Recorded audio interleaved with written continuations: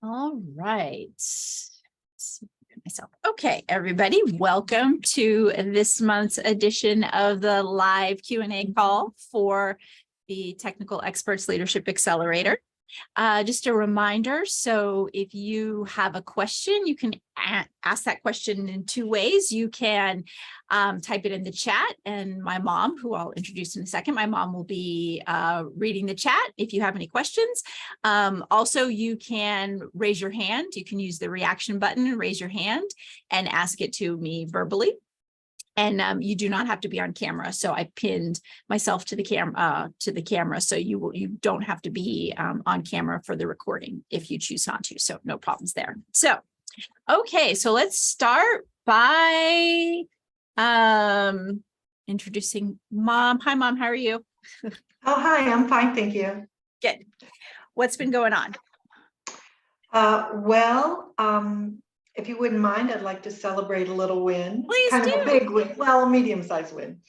My first win was taking your advice about not making New Year's resolutions and starting before the new year, so it just becomes a routine. So that's what I did. I took your advice and I started going to chair yoga classes twice a week at our local YMCA. And then after a while, I got a little braver and started taking 3 times a week. So there are now 2 different instructors. Oh, okay. And then I really went all out and decided to do all 4 chair yoga. Well, 3 of them are chair yogas. One is not as a regular yoga. And that's also a different instructor.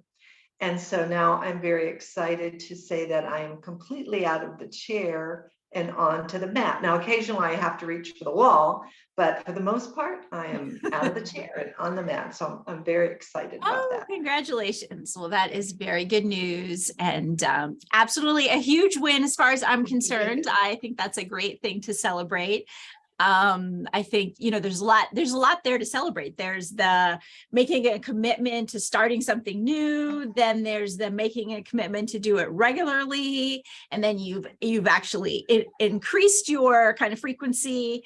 I'm assuming you found you were getting some benefits from going. And so you're like, oh, I want to keep doing this. And then actually progressing from doing things on the chair to doing things on the mat. So those are all great things. So congratulations. Well, thank you very much. You're very welcome. Okay, I'll take you off camera now because I know that's what you prefer. And then I'll share a win as well. So So my win is not as straightforward. So my mom's talked about win that's like kept getting bigger. It was a win, win, win, win, win. So mine is a win, but it's a little like I had to search for it to be a win. And this is around my TED Talk. So as many of you all know, I was invited to give a talk at a TEDx talk. So those are the regional sort of offshoots of the franchise. And I was invited to give a TED Talk. I did that back in, I think it was March at this point. And I was very excited and honored to be asked. So the TEDx, local TEDx here in the Knoxville region is actually a student-run organization. And so students put on the whole thing. They deal with the big TEDx brand and learn everything they need to learn and get permission to use the branding and all of that. And they select the speakers. And it turned out that two engineering students who had heard me speak about something else invited me, say, hey, Angelique, we heard you speak. We think you'd be a great speaker for TED. And invited me to do it. And it was a huge honor for me. It's actually something on my vision board. I don't know if you can see my vision board back there, but there's something on there about giving a TED Talk. So that was something I'd always wanted to do. And so we rehearsed, we practiced, they helped me write my talk. We spent quite a bit of time. I think it was probably a good 20 hours worth of effort to prepare. And then the day came and we filmed it and it went really well. I was very happy with how it all turned out. And so that's the win part. Very, very clearly a win in many fronts. Now, unfortunately, it turns out that somehow the professional videographers that they hired to record this whole event. So I was one of 4 speakers. The videographers that they hired to record the whole event didn't do a very good job. And so the actual quality of the video itself of the event is not great. And, I'm not a professional videographer. So, I've seen it and I think the lighting's not great. The audio, you can hear me. I think the audio is pretty good. So I'm not exactly sure what the TEDx team thinks is a problem, but they have real reservations about whether or not the big TED brand is even going to accept the videos. So this has been going on since March. We've been waiting. They've been emailing us back and forth. We're not sure. And so that was kind of a huge disappointment and a point of frustration for everyone. I feel bad for the students. They did all of this hard work. It's probably a group of about 10 students that work, behind the scenes and get all the marketing, get the the facility set up, interface with TED, all of that stuff. So it's a pretty big organization that deals with it. So they're of course looking for their videos to get high ranked within TED and get a lot of views and things like that. So that's their motivation. And so I feel bad for them that it's unclear whether or not, the big organization is going to take the videos or not.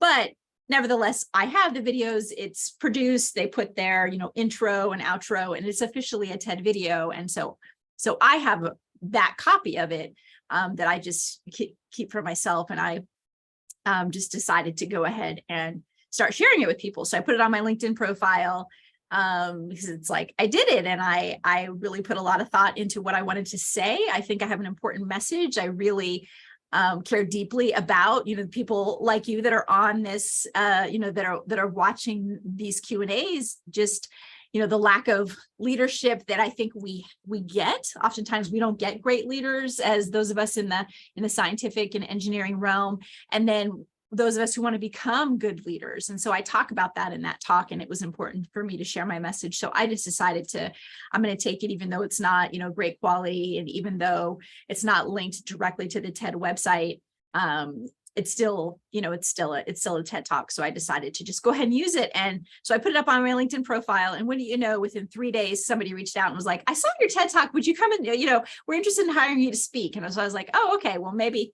the video quality is not that bad. Somebody actually watched the whole thing. So anyway, that's kind of where we are with that. So I will put the link in the show notes for you. Also make sure it's up on it's on my website, so you can grab it there, but I'll also go ahead and put it in our membership. So if any of you want to watch it, I think you will enjoy it. Many of you already have heard like parts of my story, so many of you know me pretty well already, but I thought it was a message that I wanted to share. I had a dual purpose. I wanted to share my message, but I also thought, this is marketing, right? Being quality enough to give a TED Talk is seen in the market as something that's good. And I thought, well, maybe it'll attract people who might want to hire me to speak or hire me for trainings and things like that. And it looks like that is going to come to fruition. So a win, I think I even talked maybe in a previous thing about, overcoming setbacks when things are outside of your control. And this is a perfect example of one, right? I did my part and it was completely outside of my control what settings the videographers chose to use when they videoed the thing. So I'm just not going to let that stop me. So anyway, that's my pseudo win, or it's definitely a win, but it's not as, it's not as clear cut. I wanted, of course, my dream was to have it on TED and have TED promoting it, and then it gets millions of views and, I become world famous, right? Of course, that's what everybody wants, but that's not going to happen. But my message is still going to get out there. And I still check off something that is on, my vision board back there. You can't really see it here. Oh, it's actually that little black line there says TED. It says TED, ideas worth spreading, I guess is their tagline. So it's up there. Okay, so moving on. So let's talk a little bit about what's been going on in the membership since the last time that we spoke. So we had a couple of topics of the week. I asked about the biggest goal you're working on right now. I asked about your most important leadership habit. And then I asked if you've ever said something to someone and then immediately question yourself. And I think that last one it was hot on my mind. I mean, I had just done it. I told somebody no. That's something that I kind of struggle with because I always want to be really helpful. And this is somebody who wanted to talk with me, learn more about my journey into coaching because they were interested in becoming coaches. And, I decided for myself and for my business that I just can't accept all of these requests for my time in that way. They're not likely to become clients because they want to become coaches themselves. And I really need to focus my time on getting clients and providing services to the clients that I already have. So I decided in my mind that I was going to have to start saying no to those. I will tell you, I get probably 5 to 10 requests like that per week. So if I gave everybody the 15 minutes that they wanted, then I wouldn't, I really wouldn't have time to do much else. So I knew that I wanted to say no, but I wasn't sure how to do it. And so when the opportunity came, I was like, okay. And I typed out a very nice, cordial message, saying no. And then was like, oh, did that sound too hard after I sent it? Did that sound too harsh? And I started kind of going through the mental gymnastics about second guessing myself. But then, I did that for about 10 minutes and I was like, nope, that's what you have to do. So just curious, just first of all, yes, I do that too. I'm sure some of you, we've all been there where we've said something or done something and thought, oh, was that too harsh, or did I sound arrogant, or did I, in fact, what I did, and I told him no. I said, if you really want to learn about my journey, you can watch my TED Talk. And then I thought, okay, is that like a douchebag thing to do, to say, go watch my TED Talk? Anyway, that's what I did. And I mean, he didn't get back to me, but he also didn't come back and say, you're a horrible person. So it's done. And now I have, kind of like a short little script that I can use to say no to those types of requests. And so it really helped just to kind of get over that first one. In terms of content, so I keep trying not to add new content because I know you all already have a lot of content to go through. But the truth is that when I meet with you all one-on-one, sometimes, if I hear enough about, how do I do X enough from you, I will often just make a small piece of content and share it. And when I do that, I just put it in the membership. And so that has happened with feedback forms. So a lot of you are hiring particularly those of you that are entrepreneurs, you're hiring, adding to your team. And so you're trying to navigate the whole performance management thing. So those of you in big companies, it's already been set. I mean, it may not be very good, but you have an HR department who has objectives. For whatever reason, they usually put it in some sort of software system that doesn't work like it's supposed to, but you know how to do objectives, you know how to give feedback. There's a nice automated system that does that. But for entrepreneurs, I mean, you're just starting from complete scratch. And so I made a feedback form for you that helps you collect a broad range of information. You can use it yourself to collect feedback and then kind of organize it. You can also give it to others to say, hey, can you give me feedback on, this person? So you have a form, and the nice thing about using like a form like that is that you can get feedback on the same types of, exact same questions from multiple different people. And that can be really useful just to make sure that, either somebody, they're best friends. And so you get super glowing feedback that might be overly optimistic, or, somebody had a bad day, or somebody, had one maybe less than stellar experience with your employee and may have really negative feedback. If you're able to ask multiple people the same questions, it allows you as the supervisor to have some data to analyze and give a more balanced, have a more balanced assessment, and then give more balanced feedback yourself once you digest it all and decide what you share with your employees. So that's in there. The other thing is we did start office hours. So I now have 2 times per week. One is Monday, my mornings for me, which is 8 a.m. Eastern time. And the other is Wednesday evenings at 7. So those are 2 times that you could potentially just jump on if you have a quick question, or you want to just go over something with me. I just open up the Zoom. I don't record it. If nobody shows up, I'm sitting there doing my own work, but you're welcome to just jump on and we can get some one-on-one time together. And you can always, the link to doing that is on your dashboard. So on your dashboard over on the right-hand sidebar, or the same place where you can find your links for these meetings, there's just a standing link that will work any Monday and one that will work any Wednesday. So just want to remind you that we have those. So that is what has been going on since last month. Oh, one other thing, I have an intern, so I'm very excited. I tried to get him to join the call, but he declined. But my son Seth is interning with me this summer. He actually really wanted to work at a fast food restaurant, but unfortunately, there's not one close enough to where we live where he could walk. And it's hard. We just don't have the transportation available for him to go. So I decided to hire him as my intern. He is doing video editing for me. And he's also helping me organize a lot of the content that I have, and just sort of the stuff that I haven't used yet, organizing all of that so that it's in a searchable database. So I'm super excited to have him working with me this summer. He's been super helpful. He's very, very efficient on the computer. So I've actually had to quickly, after the first day, I had to quickly scramble for more stuff for him to do, because he had completed this I think he did like 200 lines on a spreadsheet. It took him like an hour or something like that. And I was like, oh, okay, I see where we are here. I've got to come up with more work for you to do. So anyway, okay, so now I will transition to questions. So let's see here. How can I effectively mentor and develop the next generation of engineers and scientists? Great question. So mentoring, first of all, I congratulate you on accepting the concept of being a mentor. Not everyone wants to do it. Not everyone can do it. So I applaud you for taking that on, because it is really important.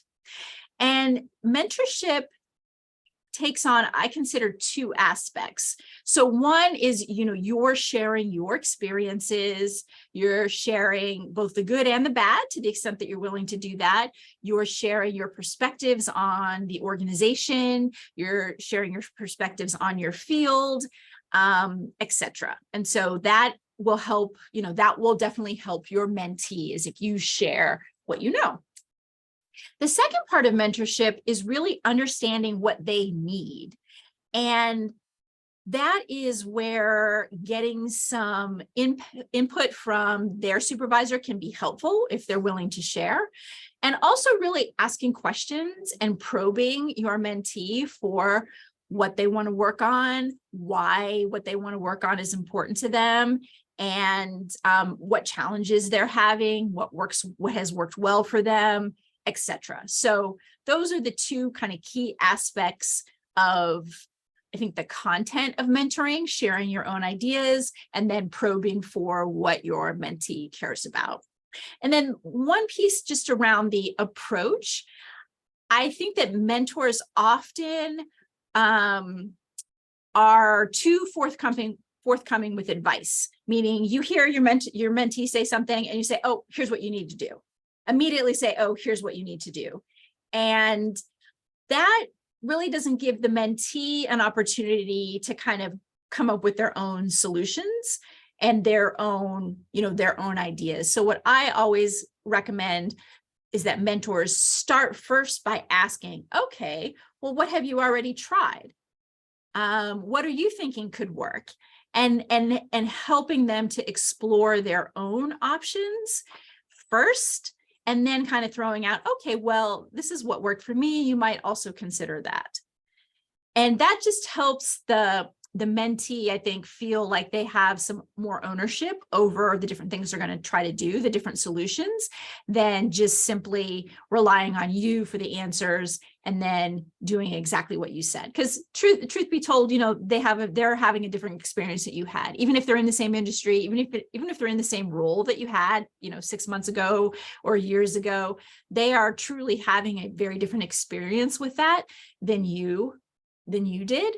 And so 100% overlap is not likely. So allowing them to explore their own ideas and then you providing support and additional advice on top of that, I have found to be a better way to not only help the mentee, but also to build a relationship with them, because they feel like, oh, they're really listening to me. Oh, they really care about me. Oh, they think I have good ideas. Those are all important ways to build rapport with your mentee, as opposed to really just being, the one that gives advice. So that's my suggestion for being a mentor. How can I promote a culture of continuous learning and professional development?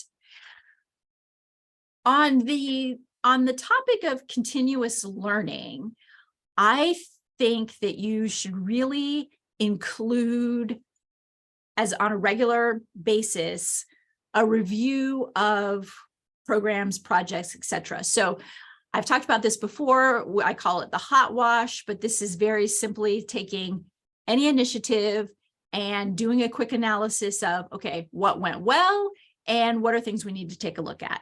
And when you do that on a habitual basis, it just gets everybody constantly always thinking about, okay, what went well? What do we need to take a look at?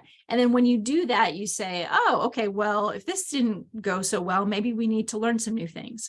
Maybe we need to build our network in this area. Maybe there's gaps here that we need to address. Similarly, when you say, oh, this went really well, you can think, okay, how can we duplicate this?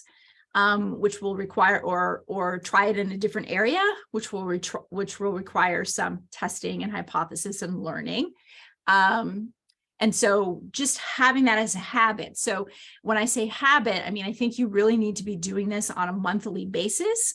It can be something super quick that, just in your monthly, if you have like a monthly staff meeting, you can ask your key direct reports, hey, can you share with us something that on one of your projects, can you share with us what went well and what do you need to take a look at, even if it's not complete, even if it's still in progress. So programming it in like on a schedule is a way to do it. Another way to do it is to just pick, in advance, you can pick, okay, these are our top 3 goals as an organization, or these are my top 3 goals, my top 3 objectives. I'm going to do a hot wash for each of these 3 either when they're completed or midway or something like that. Of course, that's another way that you can build this habit. You can also do that some natural timeframes. For example, most of you have objective setting. You might have a mid-year performance review. You might have an end of a year performance review. So doing those sorts of things before you have those check-ins with your supervisor can be really helpful, because it can even give you some data to use in those discussions. You can talk about how things are going, what you've learned, how you can apply that elsewhere, and what's not going well, what you might need help with. So it's the same tool, it's the hot wash. And the way to kind of build the culture is to do it frequently. And so you can do it on a schedule, for example, once a month. You can do it based on milestones. So of a given project, okay, we're going to pick the most important projects and do it, a midpoint and do it at the end. And you can also do it related to just sort of natural performance review or other cadences that you have. So quarterly strategic reviews, board meetings, your own performance reviews. Those are sort of the natural cadence of given business. And so you can always just pick one of those and anchor this kind of review to one of those things. And when you do that, again, it lets people know, oh, okay, we stop and reflect on what we're doing. And when things go really well, we celebrate, we look for opportunities to apply those learnings elsewhere. And when things don't go well, we look for ways to learn, and we don't punish people when this happens. It's okay to talk about when things don't go well, because that's the other, that's really the other big piece to continuous learning culture, is helping people understand that failure is a normal part of it. And we can be objective about it and calm about it and analyze it so that we learn from that as well. Okay, what are some effective strategies for navigating organizational politics and gaining influence? Okay. When I started learning about organizational politics, I was following this group. They run a podcast called Manager Tools.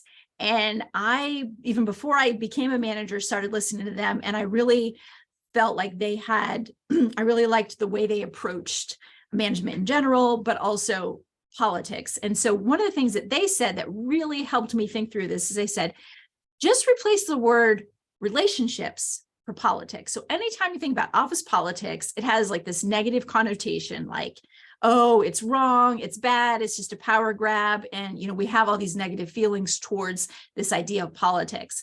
And what the guys at Manager Tools said was like, actually, politics, what you think of politics, leaders think of as relationships, how we interrelate to each other in order to get things done. And so that's the first thing I would say, is really think about it as relationships. And so when you do that, you think about, okay, well, how can I improve my relationships with people? Then I think it becomes easier to think through some of the things you can do. So one of them is what I've been talking about, which is this networking, internal networking, getting to know the people inside your own organization, your peers, the people that are your boss's peers, people that are and people outside of your organization that are like suppliers and customers, things like that. Getting to know those people and building relationships with them will serve you very well, because they're going to, once they get to know you and trust you, they're going to start telling you about what their challenges are. And you can start thinking about, okay, how can I help solve those challenges? And as you do that, that's how you gain more influence. I mean, if you look at a leader and you bring that person, a solution, a technical solution to something, but it turns out that their peers are totally against it, or it creates a challenge for their peer, they're not going to adopt it. And to you, it looks like, oh, they're just, office politics. But in reality, at that level, they have to work together in order to make the organization function. And so they're not going to propose a solution that is going to be detrimental to their peer. And the only way that you'll really know that and understand that is to get to know the people around you in those other organizations, and they can start to share with you what those challenges are. And that's what I have to say about that. There's a related, the second group. I'm sorry, I was looking at my my next question and already answering that in my head before I finished that other one. So just to summarize, really navigating organizational politics, it's about relationships. And so you have to start building relationships with people in your organization and understanding what their needs are, what their wants are. And as you start to do that, you'll realize, oh, okay, this looked like, it looked like it was a bad thing. It looked like it was just politics. It's like, no, actually, it's just there's a bunch of other factors as you get hired in an organization. There's a bunch of other factors that you have to consider when you're trying to implement solutions. And so the only way you can learn what those are is to start building those relationships. Okay. Take a drink here.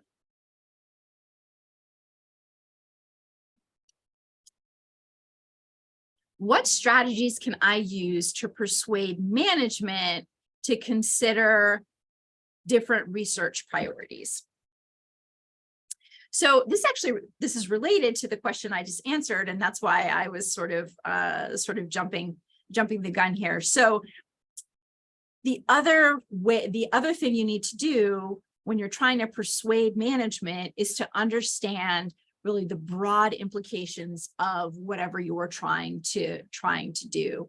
And so I will share this story with you. When I was at Alcoa, I was in a group called the Center of Excellence. And so the Center of Excellence is really the technical experts across various functions who either you're an expert because you worked at the manufacturing facilities for many years and built up your expertise through operations, or some of us were experts from an academic standpoint. We had gone to school, and studied the specific areas of expertise that were related to the manufacturing of aluminum. And so, but together we formed this group called the Center of Excellence. And at the time, it was actually a very prestigious role. It probably still is, but it's a very prestigious role. And lots of people want to, sort of like a career milestone to be invited to join the Center of Excellence. And I was privileged enough to be in the Center of Excellence. And then towards the end of my tenure, I was leading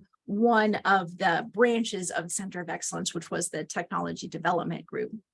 And so our role was to kind of monitor the operations, make sure that everything was going well. And when things looked like they might be heading into trouble, we would be kind of the first responders in helping them solve problems. We would also look to develop new solutions to kind of take the operations to the next level.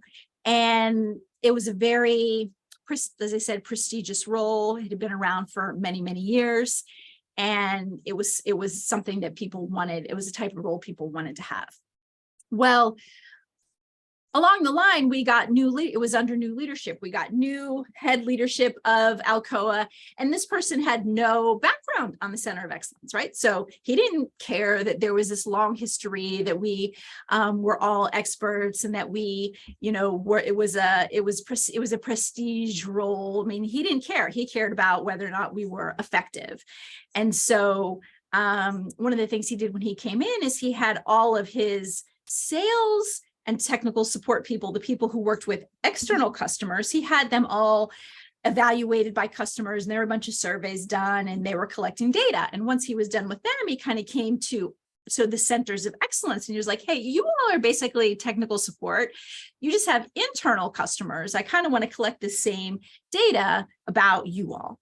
And so we did the surveys, and the results came back scathing. Like, the operations that we were, our mission was to support our operations, to bring new technology, to help them solve problems. And basically, they didn't like us. They had very negative things to say about the organization as a whole. There were certain individuals they also didn't like, but these were essentially our customers, and they really were reluctant to implement our solutions, and they really didn't care for us. And so, when you're an elite group of technical experts and you have this long tradition of being value added, that's great. But when you don't have that, then what you are is just expensive. You're a very expensive group of people. And so really we were put on notice saying, look, I don't need a bunch of expensive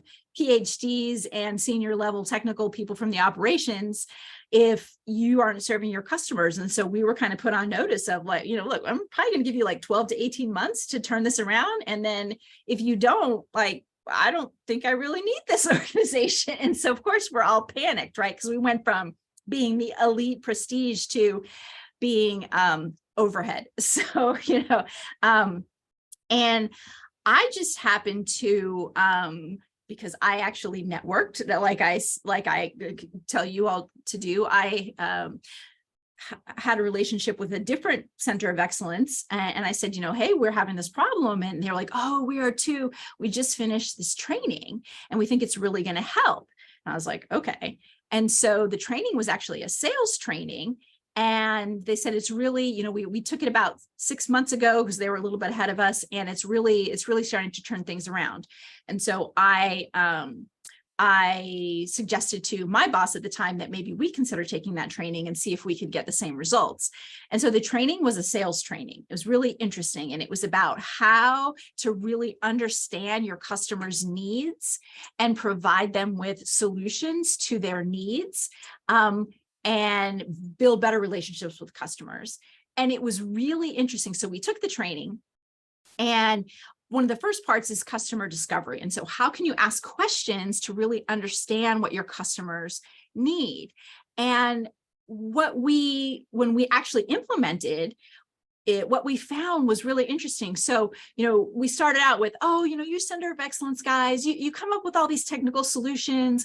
And then you just, you drop in, they called us I don't know, crows or something. You just drop in, you swoop down, you drop in this thing, and then you leave, right? And so we're like, yeah, okay. So we come in, we'd fly in, we do an assessment, and by the end of the week, we told them, okay, this is what you need to do, and then we'd leave. And they're like, you guys do that, and then we can't implement it. We don't know how to, you don't help us with the implementation.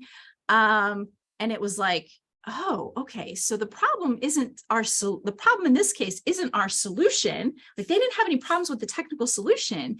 They were having problems implementing it. And so it was like, okay, well, what if we promise to come back in 3 months, and between when we leave and those 3 months, we do a weekly follow-up call with you to see how the implementation is going and give you any tweaks and help you with that.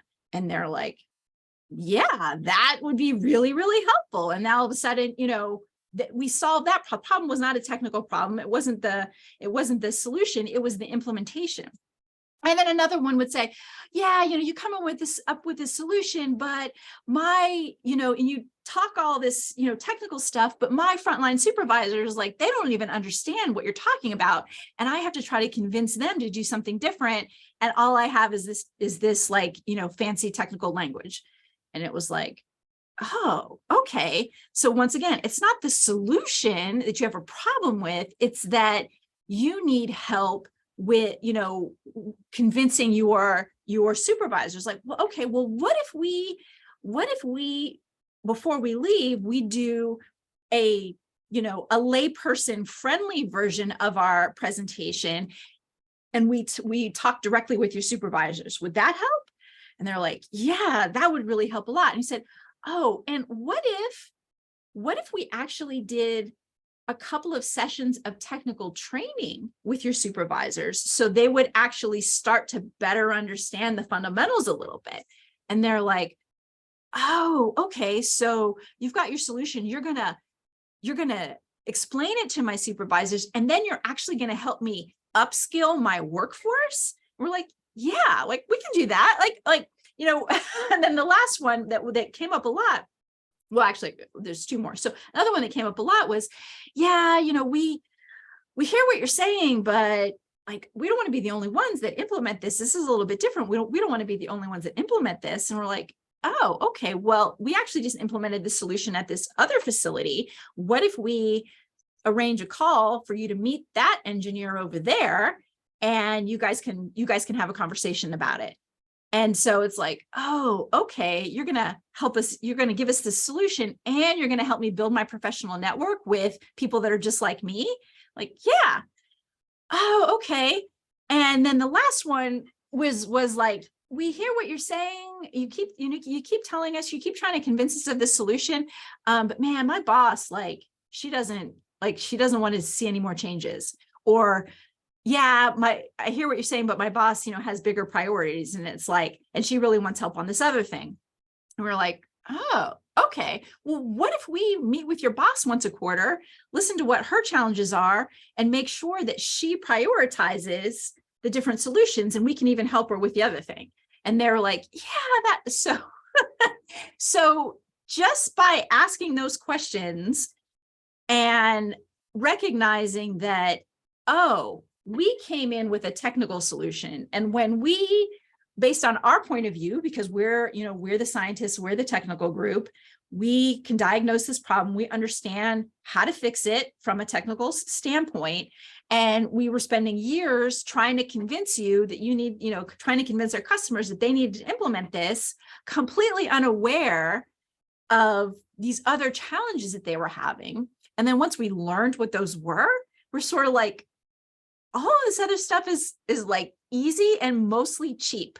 I mean, the only thing I couldn't do, and there was one guy who was actually ended up being really good at this whole sort of understanding what the other challenges were. And so everybody wanted him to come and help them. And so it got to the point where I would say, and his name is Xiaowen, I would say, Xiaowen, I can't send him unless your problem's at least $1 million, because like everybody wanted him. And so I had to like, okay, you've got to like, if you've got a $500,000 problem, I have to send somebody else, because I can only send him to I can't send him everywhere because he has a family, etc. And so we went from like almost being fired because we were only offering our version of the solution, which was this narrow technical thing. We weren't listening to the needs of the customer. And so they didn't want our solution because from their perspective, it was really unusable. Like they can't, even if it's the best thing in the world, but I can't use it because my supervisors don't know how to do it. Or, I have questions in the implementation and nobody will help me, or my boss says it's not a priority. I mean, really what we were offering wasn't usable. And then once we started communicating with them using more of like I say sales is not a bad thing. I know a lot of us probably cringe when we hear, oh, I don't want to become a salesperson, but really good salespeople actually understand their customers' needs very well and provide solutions that meet those needs. So once we expanded our viewpoint of not just the technical solution, but also the implementation and the environment and the conditions under which our customers would need, like, to create the right environment to actually implement it. Once we started just asking some of those basic questions and discovering what their needs were, we became really unstoppable because it was so much easier. People wanted us to come and help them. I mean, who doesn't want somebody to come and train their workforce? Who doesn't want somebody to come and help their boss with their priorities? Who doesn't want somebody to come and actually kind of hold their hand and make sure that the implementation works the way it should? And so that's really what is the difference between, being able to, or just being stuck, kind of only being able to keep providing ideas and having them get shot down and shot down and shot down. If you find yourself in that situation, it's likely because you're missing sort of all of the other factors that are needed in order to actually implement your solutions, or to prioritize maybe some of the research that you want to have priorities, things like that. So when you have to build a network, and you have to understand, okay, who are the other people that could influence this decision? And then start asking their questions about, okay, what are your challenges? What are your priorities? What are things that work really well for you? What are things that have not worked well for you when you implement new solutions or when you shift priorities, things like that? When you start asking those types of questions, then you'll realize, oh, okay, this is one piece is probably the technology or the research priority itself, but another piece has to do with things that you never even thought of. And oftentimes, when you put when we put our really good problem solving brains to work, solutions become very, very simple. And when you can add those and you provide a bundle of options and ways to implement, it becomes a much more compelling solution than just saying, oh, instead of focusing research on this, you should be doing this instead. It's really just too narrow of an offer, too narrow of an idea for it to really be compelling. So, okay. Next question. I have just started a new role where I'm managing people with a lot more experience and expertise in certain areas than I have. How can I manage them effectively? So I was in this exact role when I came into Alcoa. I was focused on carbon raw materials, which is my area of expertise. I did that probably for almost 10 years. And then I got a much broader role, which was technology development. And that included the carbon materials, but it also included a bunch of other technical verticals, many of which, I was loosely aware of because I'd been with the company for many years, but I definitely didn't get my PhD in, for example, electrolysis, and I did not get a PhD in, CFD modeling and, all of these other verticals. And honestly, it's the same way with, when I went to APRM, I don't have any experience in stainless steel, corrosion, any of that kind of stuff. And so what do I do? What do you do when you find yourself in that situation? And I was fortunate to get some very good advice from a mentor.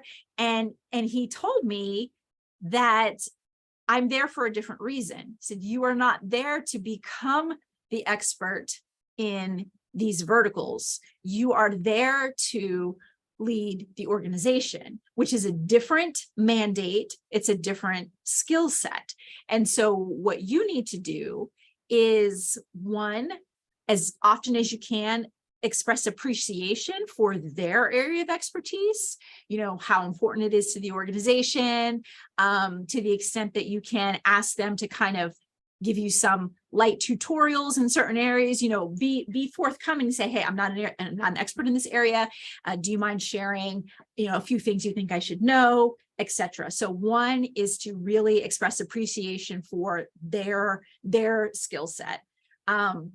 And then the second is to be very clear on what your mandate is. So you're there to make sure that the organization is aligned and that the goals are being met. And so what you need to focus on those things. And one way that will really help you is actually to share as much information as you can with your team, with the experts. Because one of the things that many experts I find are really frustrated by is just sort of lack of clarity about what's going on with the strategy, what's going on in the organization as a whole. And so you can kind of win them over.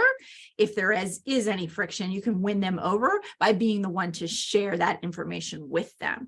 Just saying, hey, this is what I learned in this. I just came out of a strategy session. This is what I've learned. This is what it means for us, etc. So when you can do that, express appreciation and share information that oftentimes they're not getting, that can really help to motivate them to recognize you for your skill set, which is more around the aligning and leading and things like that. So that's how I recommend you would approach that.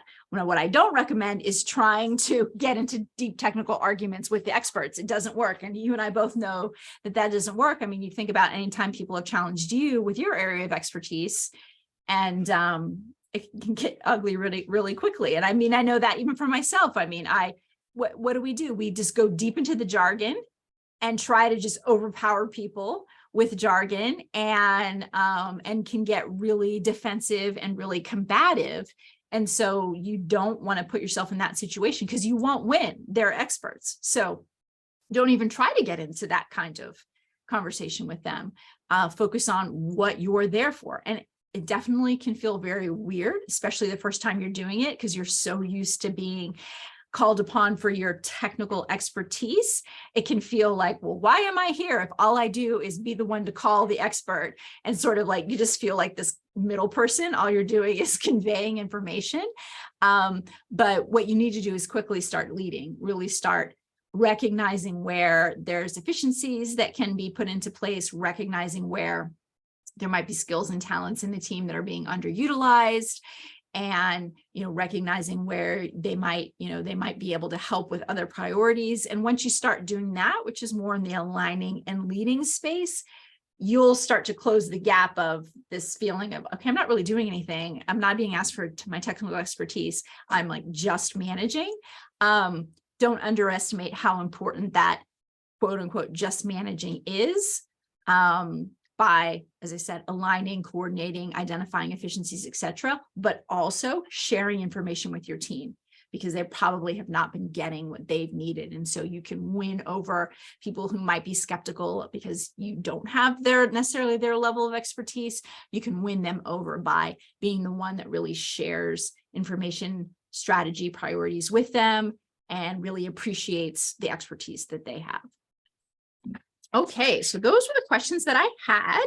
So we will go ahead and wrap up, and our next meeting will be July 19th. So I'll see you then.